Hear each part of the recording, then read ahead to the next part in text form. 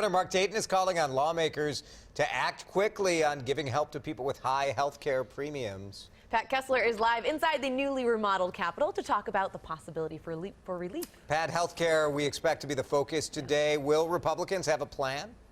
Yes, at 10 o'clock this morning, Senate Republicans, who now control the Minnesota Senate after this last election, they will have a press conference outlining their emergency plan. Now, this is for these people we've heard a lot about, the 125,000 people who earn too much to get a tax subsidy, but not enough to pay these premiums. Some of them $2,500, $3,000 a month. So they're going to try to get together some sort of a plan, probably within the next week, to help these folks get some kind of rebate, some kind of relief, so that they don't have to pay these. So it's a really big deal for a lot of people. We're going to start seeing that today. Absolutely. Pat, okay, you're back inside the Capitol today. This is your first live report inside the Capitol in years.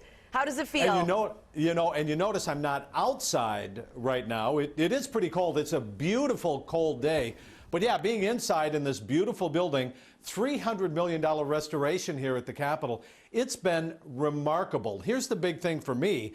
For many, many years, WCCO Television has been in a press room office in the basement, in the sub-basement. I call it the mushroom level of the Capitol. Yes. Now we're in a brand new area, and I actually have windows in my office.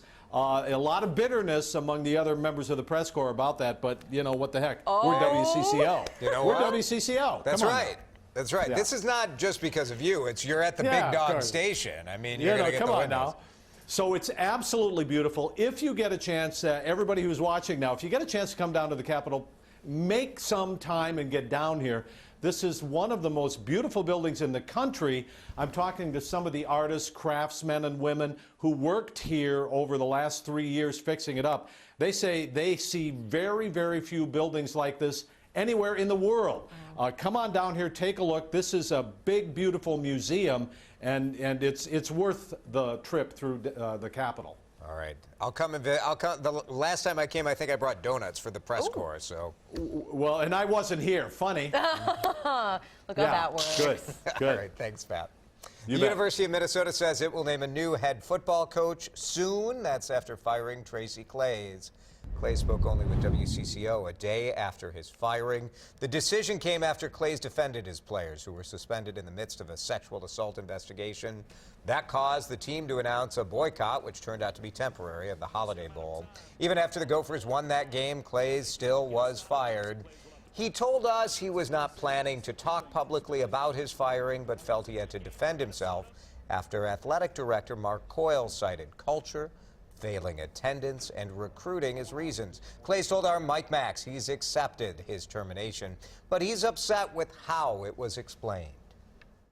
I wouldn't change anything I did, and you know, it's hard, you know, but you win 9 ball games, and that part of it takes care of it, and you know, after the Northwestern before in that time, you know, you're told you're doing a good job and handled everything professionally up to that point, and you're going to be back next year, and then, you know, as this happened. So obviously it was based on how the boycott and all those decisions at the end. And Claeys said Coyle told him after the Gophers win against Northwestern in their final home game that he would keep his job, and obviously it didn't end that way. Claeys believes he was ultimately fired because of his tweet supporting his players' boycott. The tweet, you know, is that if I worded it differently, but you know, you're talking about a small town guy from Kansas, and you know, and family, and I just, it's hard for me to believe anybody took that as being pro-rape, pro-sexuals. I'd never be that way, never would. Anybody who knows me knows. Claeys said he hopes the next coach has a, quote, ironclad contract. He said it would be tough to stay in that position if fans support, at least his perception of being supported by the fans, and winning 9 games is not good enough.